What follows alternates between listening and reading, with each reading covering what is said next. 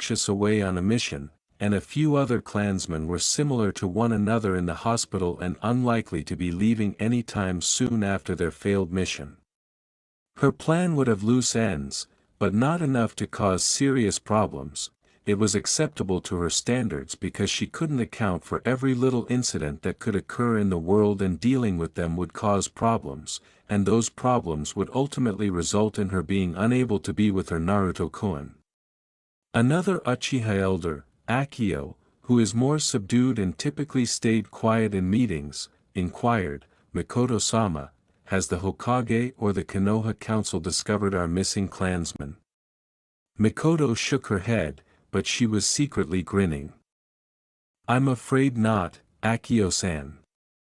The council has been quite helpful with our search, but the Hokage has deemed it a waste of manpower to continue to look for those missing after 2 weeks. Once the funeral is over, I'll have our clan continue to keep looking within and without Konoha," she said gravely, even though she already knew where the missing clansmen were. In short, she had 6 Uchiha on the roster that she could shape and control to suit her and her little spiral, the beginning of Uzumaki Uchiha slaves, to do with as he pleased, and it had been especially simple to do so. They were very willing to serve her after she put custom slave collars on them that she had purchased on the black market. To the average person, the collar would just appear to be a black lace choker, which was ideal because she had only chosen a few young women and teenage girls and no men. She didn't want a male Uchiha among the slaves to trespass on her little spiral's future property or to become completely insane with their clan's alleged curse of hatred, something that the women in the clan did not seem to ever experience. The 6 of them, along with a couple of her clones, were located far outside of Konoha in a secluded safe house that was no longer mentioned in the Uchiha Chronicles. Mikoto would see her Naruto-kun safe and use the supplies her clan gave her to do so. As the funeral went on, Mikoto remained silent and watched in silence as each person placed a flower she had prepared in advance on Fugaku's casket.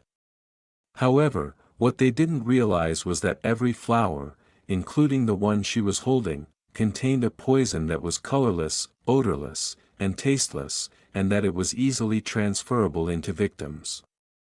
It was the same poison she used in the Third Shinobi War, of which she still had a small supply since then, and even over time, it remained effective. She had a test subject, after all. After Mikoto stated that he had the flu and was scarcely able to leave his bed, Akio asked, "Is your son still feeling ill?" since he had not seen the head of the clan's youngest son at the funeral and no one had for a while.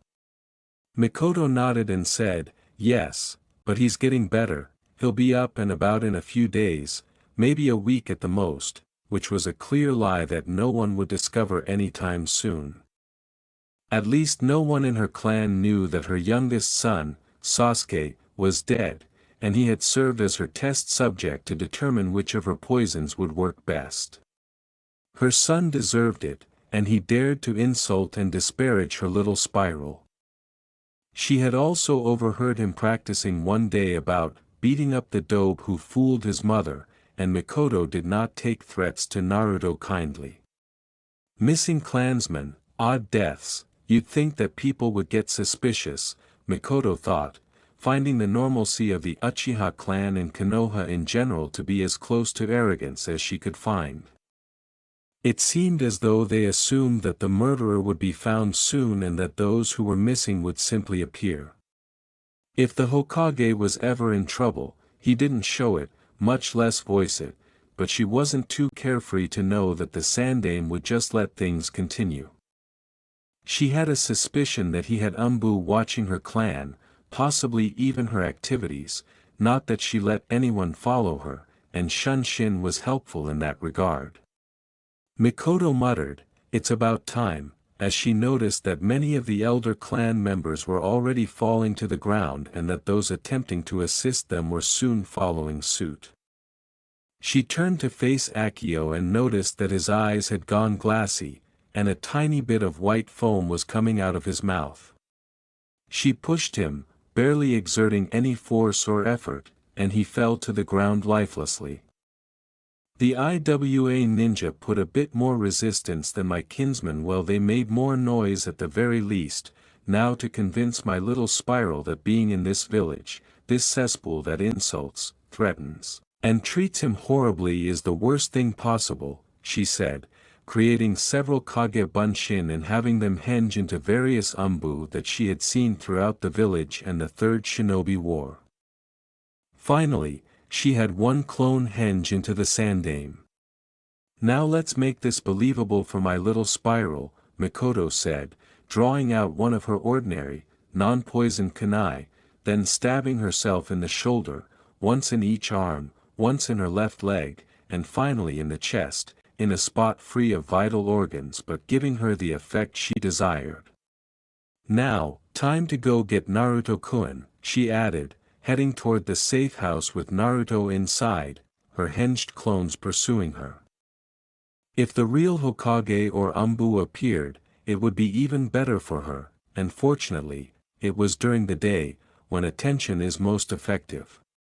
The safe house. As Mikoto's clone popped, Naruto sat his plate in the sink and wondered what had happened to it. "Usually they don't poof unless Miko-chan whacks one of them," he muttered as he walked over to where the clone had been standing, but he couldn't figure out why it had vanished. "And I thought it might have stepped on a thumbtack or something," he added before shrugging, realizing that Kage Bunshin were delicate because Mikoto had revealed the main flaw in the jutsu: it couldn't withstand even a slap before popping like a balloon. When he jumped, the door slammed open, revealing an injured and bleeding Mikoto. Naruto said, "Miko-chan," and hurried to her, trying to stop the bleeding but not knowing how. What happened?" he stammered, half shouting at the same time. Mikoto dragged herself into the safe house and responded, The Hokage had his ninja attack the Uchiha clan. I barely escaped. We need to get out of here. We have a few minutes before they catch up, so I need you to bring over that white box up there marked, First Aid, Naruto-kun, she said, and he instantly returned with it. Mikoto gave her a gentle smile before continuing, then I need you to pack and get ready to leave while I patch myself up enough to travel. In an attempt to persuade his grandfather figure to leave his Miko-chan alone, Naruto said, but I can talk to Gigi, get him to leave you alone. I mean, whatever he attacked your clan about, you didn't do anything wrong. Miko-chan did nothing, and she was the best person in the village. Mikoto carefully bandaged her self-inflicted wounds, saying, Naruto-kun, he had his ninja killing the old and even children when he ordered the attack. I don't want you to get hurt, my little spiral, even though she wouldn't die from them. The Hokage may take you away, seal your memories or even get rid of you, Mikoto said, despite the fact that she would endure any kind of pain in order to be with Naruto, with no one able to separate them. No one was going to take away his precious person, the kindest person he'd ever met and cared for him. He wasn't going to let her get hurt, and he wanted to kill whoever did it. No, I won't let him, Naruto said angrily, his normally ocean blue eyes turning red and slitted. I won't let him take you away from me. I won't let him or anyone else hurt you. Naruto, relax, it's okay, whispered Mikoto as she gently stroked his face with her hand, not that I think you won't try, but my entire clan couldn't fight the Hokage and his ninja. If they couldn't do it, Naruto-kun, you can't either. We just need to leave and live somewhere away from them until we get strong enough to protect ourselves. Now I've patched myself up mostly, so grab your things, then let's try and get a head start. I know a place where a few of my clan are living outside of Konoha. We can head there. After a brief pause, Naruto's eyes turned blue again. He then nodded and grabbed the items he had brought for their trip, which were now used to flee from these jerks who wanted to harm his Miko-chan and take her away from him. Ready, he said as he walked back toward her. Given how fast he ran and the fact that she couldn't possibly keep up with him, Mikoto said, okay, now I know you can outrun Umbu, but try to stay slow enough that I can keep up, alright? Naruto said sheepishly, I'll follow you, Miko-chan, since he had planned to run full burst once he was outdoors.